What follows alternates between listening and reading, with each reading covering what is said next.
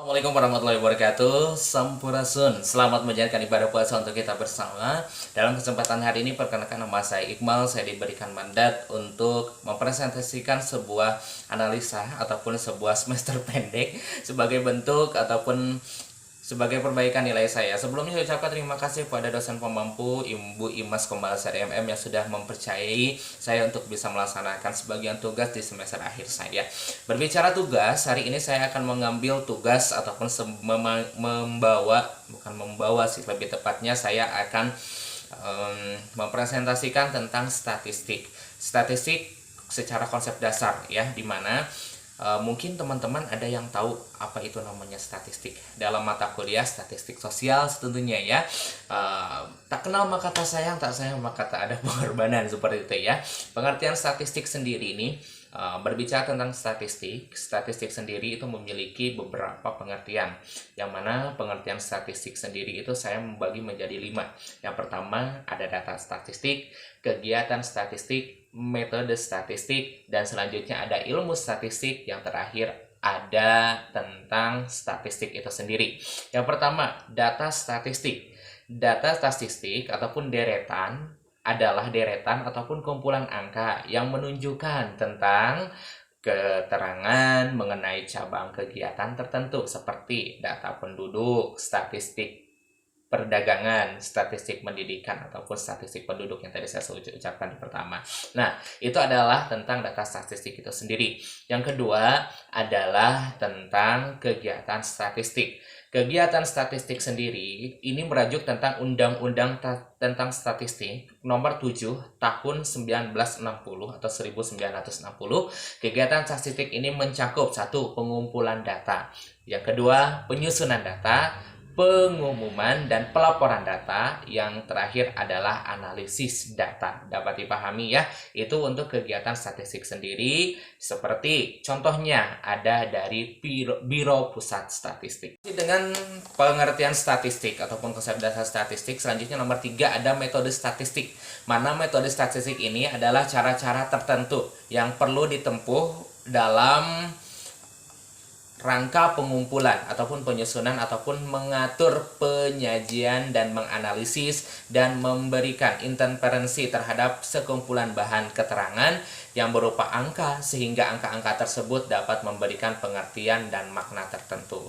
Itu adalah metode statistik itu sendiri. Yang selanjutnya poin 4 ada ilmu statistik. Untuk ilmu statistik sendiri, ilmu pengetahuan yang mempelajari dan mengembangkan cara ilmiah ataupun tahap-tahap yang ada dalam kegiatan statistik itu sendiri. Nah, sudah penasaran kan? Yang terakhir apa? Yang terakhir itu adalah statistik itu sendiri. Apa itu statistik? Statistik adalah data angka yang dapat memberikan gambaran mengenai keadaan, peristiwa, ataupun gejala tertentu. Seperti dengan kegiatan 1, pengumpulan data. Yang kedua, ada penyusunan data.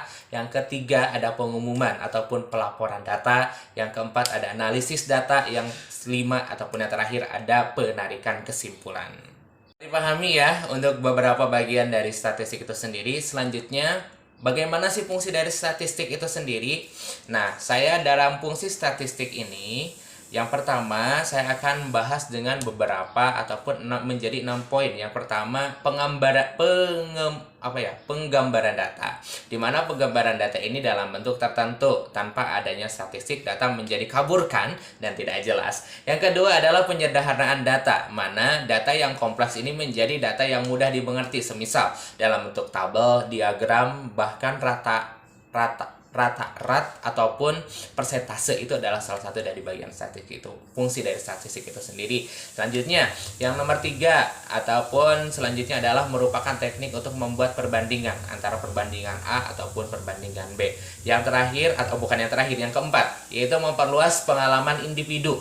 Yang kelima, menentukan besaran suatu gejala ya. Yang keenam adalah menentukan hubungan sebab akibat, dapat menentukan sebab akibat sebuah pokok ataupun sebuah permasalahan suatu gejala.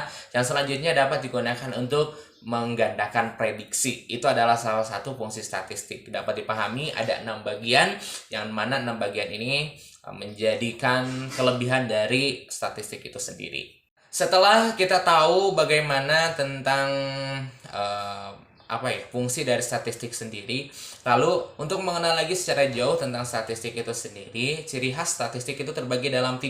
Yang pertama ada angka seperti 80, 100, 60, 79, 30, 59. Itu adalah data ya.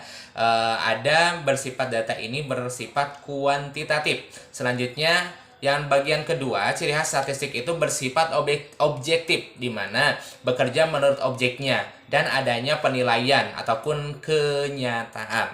Yang ketiga, statistik memiliki ciri khas yaitu universal. Untuk universal sendiri, yaitu cangkupannya luas, bisa digunakan dalam hampir semua cabang kehidupan manusia. Setelah beberapa hal tersebut, lalu fungsi statistik dalam dunia pendidikan itu seperti apa ya? Karena ini adalah ruang lingkup tentang sekolah ataupun ruang lingkup tentang pendidikan. Statistik ini ternyata ada pengertian ataupun statistik sebagai fungsi dalam sebuah statistik yang ada di pendidikan itu sendiri.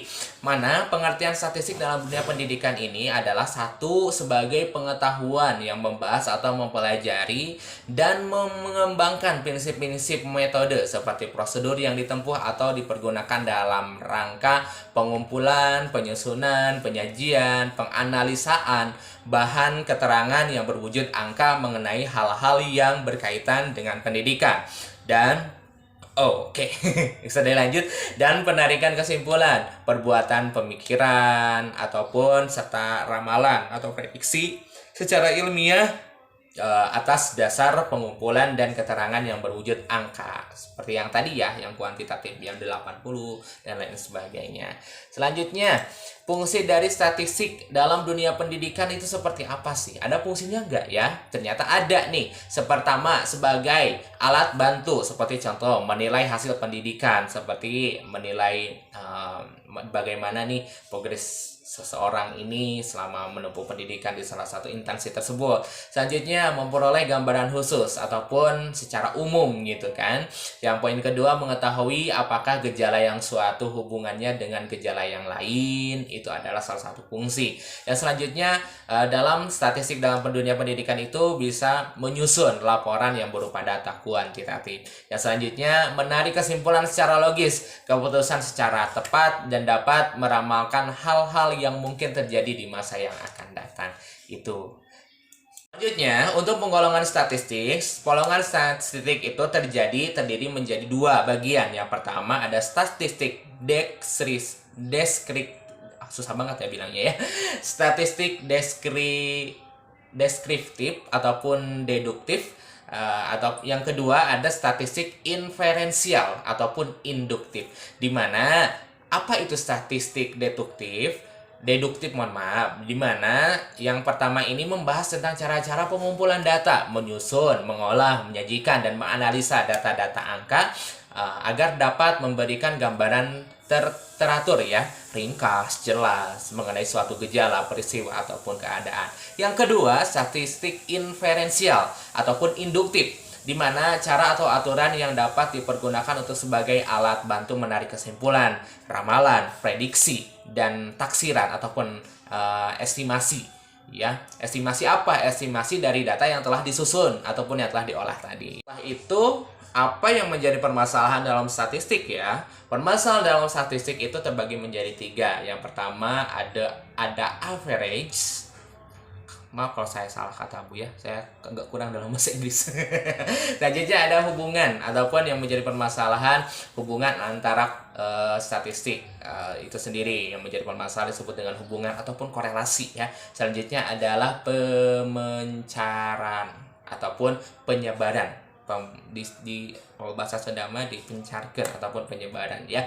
Itu adalah permasalahan dalam statistik itu sendiri. Sebetulnya ini dalam 3 hal ini menjadi bagian-bagian yang akan dibahas ketika kita mengikuti pelajaran ataupun perkuliahan tentang statistik itu sendiri. Nah teman-teman, sekian lama presentasi saya, kita akan tarik kesimpulan ya. Dimana kesimpulannya, konsep data statistik ini melibatkan pengumpulan, analisis, interferensi, dan presentasi untuk memahami pola, tren, dan probabilitas variabilitas, dalam populasi ataupun sampel yang melibatkan pengumpulan metode statistik seperti pengukuran pusat, ada penyebaran data, dan juga ada analisis probabilitas untuk membuat estimasi dan keputusan yang berdasarkan pada data. Dengan pengumpulan statistik kita dapat membuat generalisasi yang berdasarkan pada yang tersedia dan mengidentifikasi hubungan antara variabel dan menguji hipotesis untuk memvalidasi dalam klaim ataupun teori. Itu ya.